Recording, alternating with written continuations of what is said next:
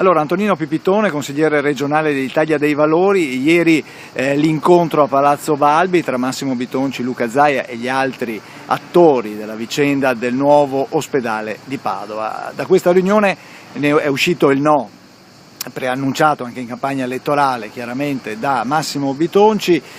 Luca Zaia ferma tutto. Cosa succede adesso e qual è il commento soprattutto vostro di Italia dei Valori? Succede che adesso c'è il rischio reale che fra 10 anni, se dovesse veramente farsi il nuovo ospedale, Padova perda il proprio ospedale che può passare in un altro comune. Questa è una cosa concreta.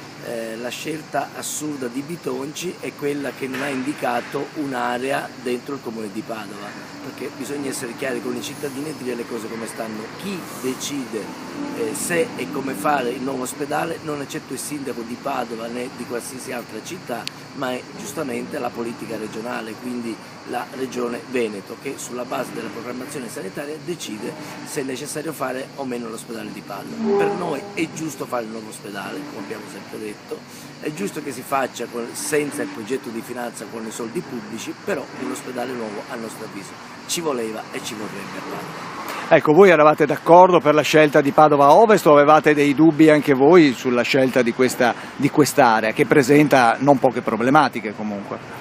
Guardi, tutte le aree presentano più o meno problematiche. L'area di Padova Ovest è stata individuata più di 10 anni fa, è stato fatto un progetto su quell'area, tranquillamente si poteva lavorare, non è il problema dell'area, perché con le tecniche che ci sono qualsiasi area può essere messa in sicurezza dal punto di vista idrogeologico. Il problema è un altro, qua c'è in atto uno scontro politico tra anime e correnti della Lega e la stanno pagando i cittadini padovani. Il sindaco di Padova, Bitonci, purtroppo sta dimostrando di non essere, a nostro avviso, all'altezza politica di guidare una città complessa e importante come Padova. Voglio solo ricordare, se l'ospedale di Padova non sarà costruito in città, se dovesse farsi, il danno dal punto di vista della ricerca, dal punto di vista della cultura, ma dal punto di vista anche economico sarà enorme. L'ospedale di Padova, l'azienda ospedaliera, è la prima azienda della città di Padova, sarebbe un impoverimento culturale